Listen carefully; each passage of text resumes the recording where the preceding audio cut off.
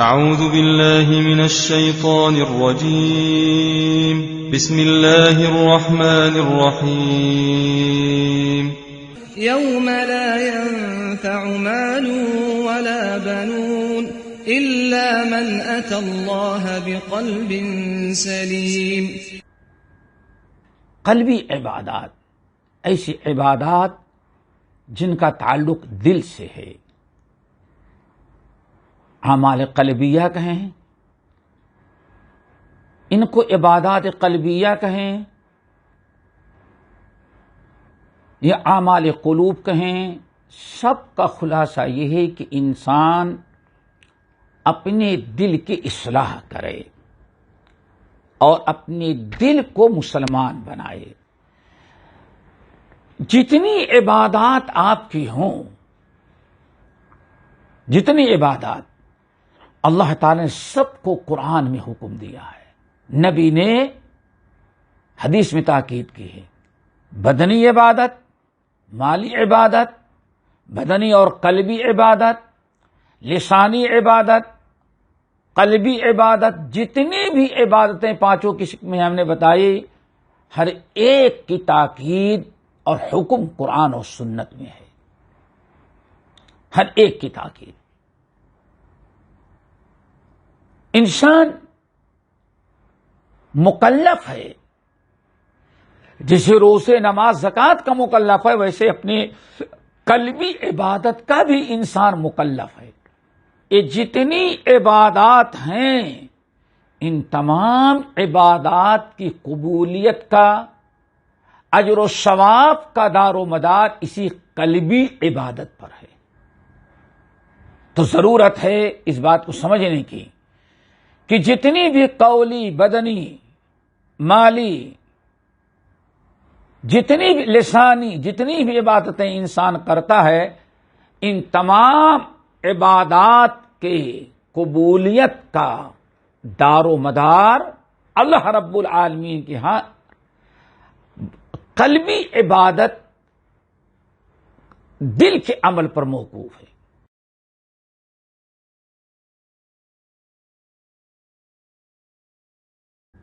بسم اللہ الرحمن الرحیم. الحمد للہ رب العالمین والصلاة والسلام علی سید الانبیاء والمرسلین وعلی آلہ واصحابہ اجمعین ومن تبعہم بإحسان الی یوم الدین. اما بعد، فاعوذ باللہ السمیع العلیم من الشیطان الرجیم. بسم اللہ الرحمن الرحیم. فبما رحمة من الله لنت لهم ولو كنت فظا غليظ القلب لانفضوا من حولك فاعف عنهم واستغفر لهم وشاورهم في الأمر فإذا عزمت فتوكل على الله إن الله يحب المتوكلين. إن ينصركم الله فلا غالب لكم وَإِن يَخْذُلْكُمْ فَمَنْ ذَا الَّذِي يَنْصُرُكُمْ مِنْ بَعْدِهِ وَعَلَى اللَّهِ فَلْيَتَوَكَّلِ الْمُتَوَكِّلُونَ. محترم دینی بھائی اور بہنوں، ہم نے یہ سورۃ آل عمران کی 2 آیتیں پڑھی ہیں، 159 اور 160. اس سے پہلے توکل علی اللہ پر بات چل رہی تھی. توکل کی ضرورت، اہمیت، اس کی کچھ فضیلت ہم نے بیان کی، اور اسی سلسلے کی مزید کچھ باتیں رہ گئی ہیں. آج آپ کے سامنے ہم انہیں پر گفتگو کریں گے. اللہ تعالی ہم سب کو توکل علی اللہ نصیب فرمائے، اور صحیح توکل. توکل کا مطلب دوستو یہ نہیں ہوتا کہ آپ ہاتھ ہاتھ رکھ کر کے بیٹھے رہیں اور کہیں کہ ہم اللہ تعالیٰ کے ذات پر توکل کرتے ہیں، اس کی مرضی ہوگی تو ہمیں کھلائے گا، پلائے گا. اور ایسے بہت سارے لوگوں کو دیکھا جاتا ہے ہاتھ ہاتھ رکھ کے بیٹھے رہتے ہیں، جستجو بھاگ دوڑ نہیں کرتے، صرف میں توکل علی اللہ، میں نے سب کچھ چھوڑ دیا ہے۔ دوستو، یہ توکل نہیں ہے۔ شرعی توکل، اسلام میں جو توکل محبوب ہے، جو بہترین عبادت قلبیہ میں سے ہے، وہ توکل یہ ہے کہ ہر چیز کے لیے اللہ تعالیٰ نے ہر چیز کے حاصل کرنے کے لیے، ہر مقصد میں کامیابی کے لیے اللہ تعالیٰ نے کچھ اسباب اور ذرائع بنا رکھے ہیں، اور اسباب و ذرائع بھی اللہ ہی تعالیٰ کے پیدا کیے ہوئے ہیں، کسی انسان کے نہیں، اللہ تعالیٰ ہی کے بنائے ہوئے ہیں۔ اللہ تعالیٰ جو ہمیں قرآن میں، رسول اللہ صلی اللہ علیہ وسلم جو اپنے احادیث میں جو تعلیم دیتے ہیں دوستو، یہی ہے کہ ان اسباب کو اپنایا جائے، ہمیشہ ان اسباب اور ذرائع کو اپنایا جائے۔ سارے اسباب اور ذرائع اپنا لینے کے بعد انسان کہے اللہ میری ذمہ داری جتنی تھی تو نے توفیق دیا، ہم نے کر دیا، اب کامیابی اور لینا دینا تیرا کام ہے، تیری ذات پر توکل ہے۔ یہ ہے اللہ، یہ ہے اصل میں توکل۔ نبی علیہ السلام نے بڑی پیاری مثال کے ذریعے فرمایا توکل کا مسئلہ سمجھانے کے لیے، اے لوگو لو انکم توکلتم، اے لوگو اگر تم اللہ تعالی کی ذات پر ویسے توکل کرو جیسے پرندے توکل کرتے ہیں۔ اللہ تعالیٰ نے ہمیں مسئلے توکل کو پرندوں کے حالات سے سیکھنے کا حکم دیا، اور ہمیں ان کے بارے میں فرمایا کہ ان کو دیکھو کیسے توکل کرتے ہیں۔ پھر اللہ نے آگے بیان فرمایا دیکھو پرندوں کے لیے نہ تو کوئی کمپنی ہے اور نہ کوئی فیکٹری ہے کہ جہاں وہ جا کر کے اپنا محنت مزدوری کریں، کمائیں، بلکہ آپ دیکھیں کہ دنیا کا ہر انسان پرندوں کو ان کے رزق سے منع کرتا ہے۔ ایک انسان دانا، اپنا اناج اور غلہ کہیں سوکھنے کے لیے ڈالتا ہے تو سوچتا ہے کوئی پرندہ نہ آ سکے۔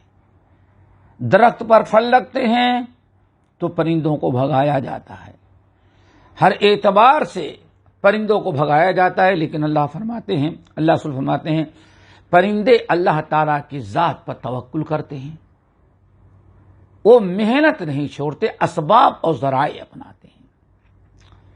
صبح اٹھتے ہیں، سوئے پڑے نہیں رہتے، ہاتھ پہ ہاتھ رکھے اللہ تعالیٰ کی ذات پر توکل نہیں کہ بھروسہ کر کے نہیں بیٹھے ہیں، جھوٹا توکل، بلکہ نبی علیہ السلام فرماتے ہیں پرندے اٹھتے ہیں صبح اور رزق کی تلاش میں اپنے گھونسلوں کو چھوڑ کر کے باہر نکل جاتے ہیں، دن بھر وہ پرندے محنت کرتے ہیں، شام کو آپ ارشاد فرماتے ہیں دن بھر محنت کرتے ہیں، شام کو پرندے جب واپس آتے ہیں اپنے گھونسلوں میں تو جاتے ہیں بھوکے، آتے ہیں تو سیراب ہو کر کے، جہاں بیٹھتا ہے پرندے کو اٹھایا جاتا ہے، لیکن پرندہ ہمت نہیں ہارتا، ایک جگہ سے بھگایا گیا دوسری جگہ بھگایا تیسری جگہ، بھاگتا رہتا ہے، اپنا رزق تلاشنے میں محنت کرتا ہے۔ دیکھیں اسباب اپنایا۔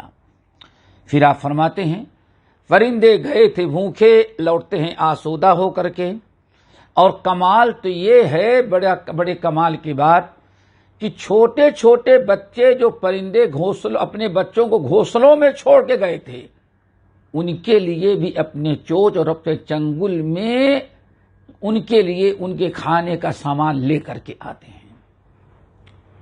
اگر اللہ تعالی کی ذات پر صحیح توکل تم کر لو اور پرندوں کی طرح اسباب کو اپناؤ تو یہ اصل میں توکل جو ہے وہ شرعی توکل ہے۔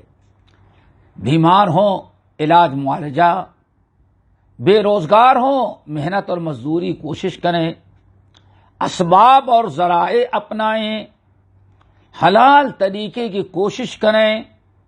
یہ ساری چیزیں اپنانے کے بعد، سارے اسباب اور ذرائع اپنا لینے کے بعد پھر اللہ تعالیٰ کی ذات پر توکل کریں. یہ ہے توکل علی اللہ، اور یہ توکل اللہ رب العالمین کی عبادت ہے. آپ نے کہہ دیا اللہ ہمارے بس میں جتنی طاقت تھی اور جتنا تو نے ہم نے کوشش کیا، اب اللہ آگے تیرے علاوہ اور کوئی میرا کام بنانے والا نہیں ہے. اب سب کچھ اللہ تعالیٰ کی ذات پر ڈال کر کے بیٹھ جائیں. یہ ہے اصل میں توکل. اس سلسلے میں ایک تو حدیث آپ کے سامنے ہم رکھتے ہیں، بڑی اہم حدیث ہے. سب سے زیادہ انسان رزق کے بارے میں پریشان ہوتا ہے. رزق کے بارے میں بہت زیادہ پریشان. نوکری آتی ہے جاتی ہے، ڈھونڈتا ہے نہیں ملتی، کاروبار کرتا ہے کاروبار نہیں چلتا. بہت مشکلات. زندگی کے پیچیدہ مسائل میں سے ایک ہے رزق کا، اور رزق کے معاملے میں بھی اللہ تعالیٰ کے ذات پر توکل. وَمَن يَتَّقِ اللَّهَ يَجْعَل لَّهُ مَخْرَجًا وَيَرْزُقْهُ مِنْ حَيْثُ لَا يَحْتَسِبُ وَمَن يَتَوَكَّلْ عَلَى اللَّهِ فَهُوَ حَسْبُهُ. اللہ تعالیٰ رزق کا انتظام کرتے ہیں. وَاللَّهُ خَيْرُ الرَّازِقِينَ، بہترین رزق دینے والا تو اللہ ہے. وَمَا مِن دَابَّةٍ فِي الْأَرْضِ إِلَّا عَلَى اللَّهِ رِزْقُهَا، کائنات میں کوئی مخلوق ایسی نہیں جس کے رزق کا انتظام اللہ کے سوا اور کر رہا ہو. وَمَا خَلَقْتُ الْجِنَّ وَالْإِنسَ إِلَّا لِيَعْبُدُونَ مَا أُرِيدُ مِنْهُمْ مِنْ رِزْقٍ وَمَا أُرِيدُ أَنْ يُطْعِمُونَ إِنَّ اللَّهَ هُوَ الرَّزَّاقُ. اللہ رزاق ہے. رزق کا انتظام اللہ کرتا ہے. وَفِي السَّمَاءِ رِزْقُكُمْ وَمَا تُوعَدُونَ، لوگوں تمہارے رزق کا انتظام اوپر اللہ تعالیٰ آسمان پر کرتا ہے. اسی لیے اب اس حدیث کو ذرا سنیں، بڑی اہم حدیث توکل کے متعلق. نبی علیہ السلام حضرت عبداللہ بن مسعود رضی اللہ تعالی عنہ، حضرت جابر، حذیفہ ابن الیمان، کئی صحابی سے حدیث مروی ہے. امام شافعی رحمۃ اللہ علیہ اپنے مشہور کتاب الرسالہ میں، اسی طرح سے امام ابو نعیم، امام حاکم، بہت سارے محدثین نے نقل کیا.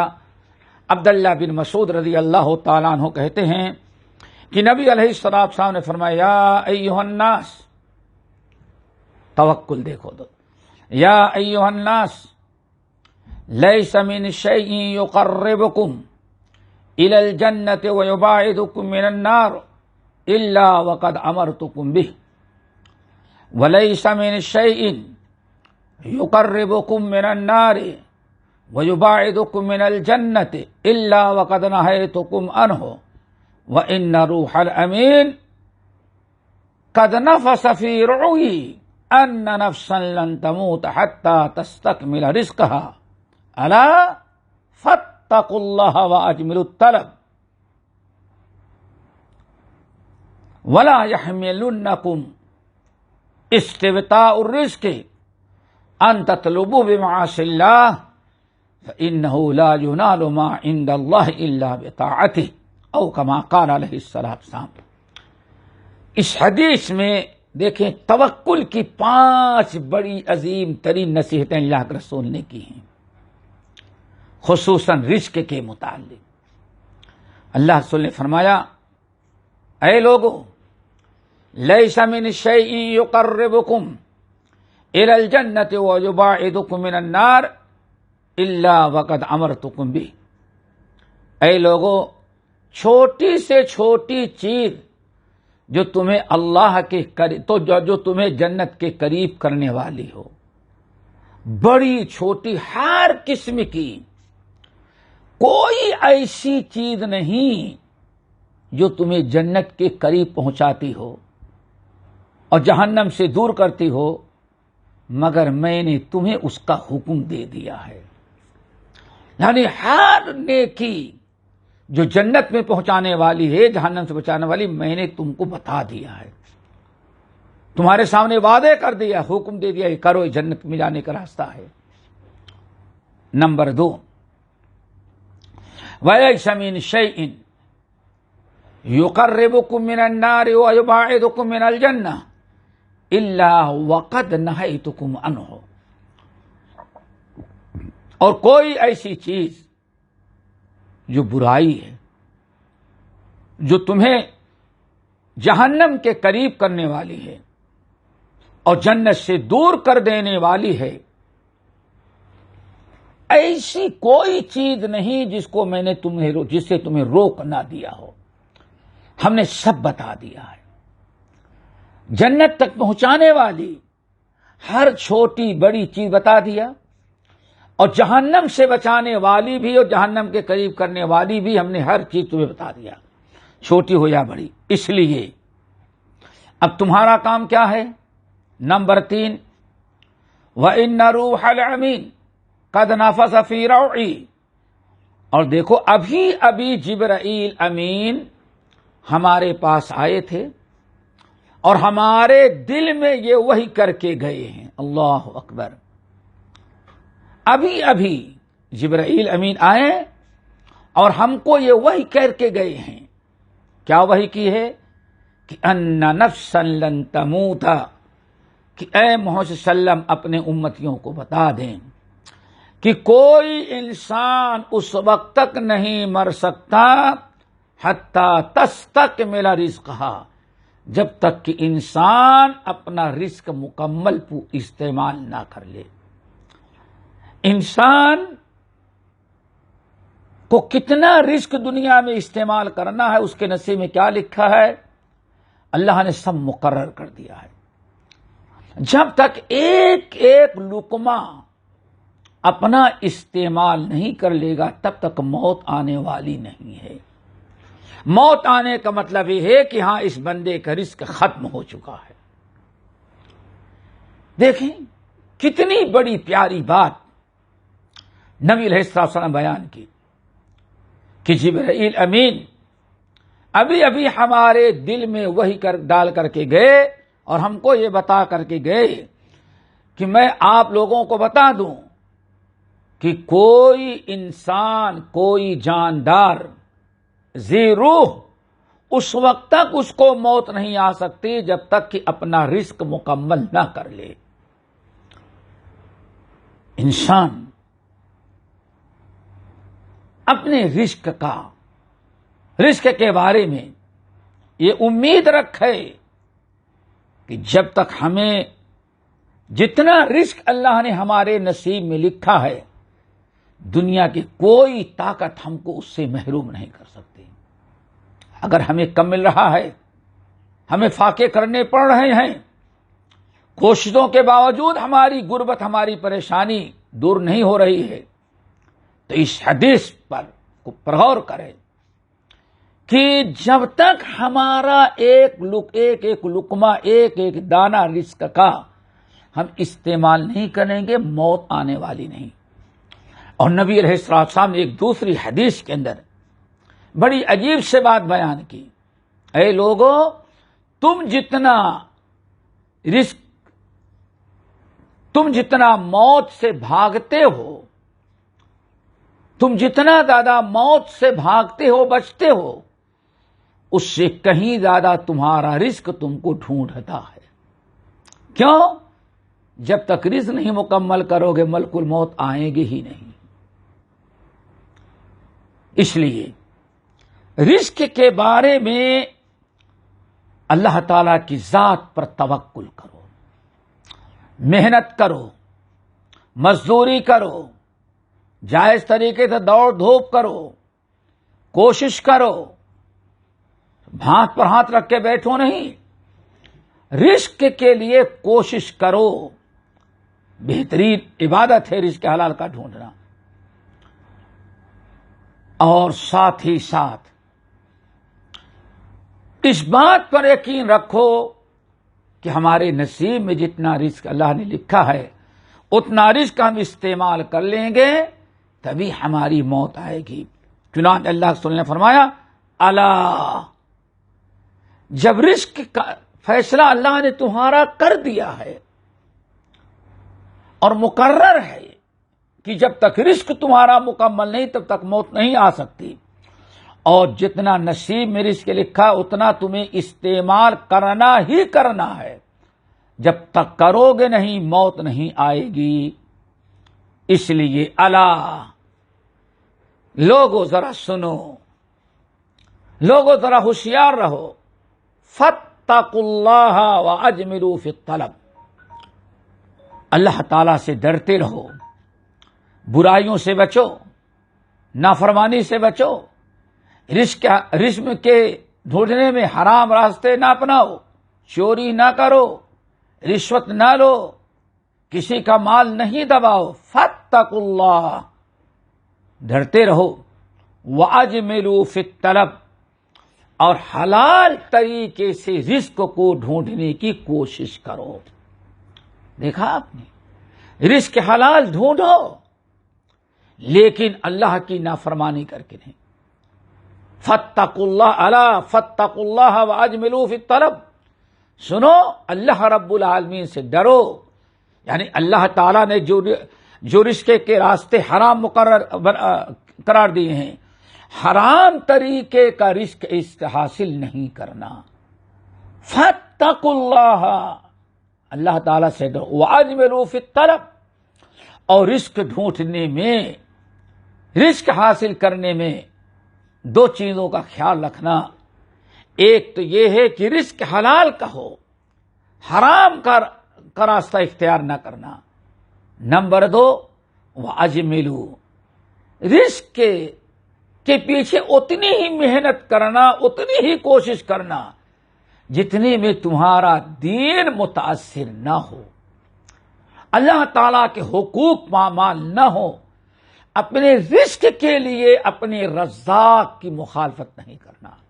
فاتقوا اللہ واجملوا فی الطلب، اللہ تعالیٰ سے ڈرو، ڈرتے رہو، گناہوں سے برائیوں سے بچو، اور رزق کے ڈھونڈتے رہو، لیکن رزق کے ڈھونڈنے میں دو چیزوں کا خیال، ایک تو ناجائز راستہ نہیں اختیار کرنا، حرام طریقے سے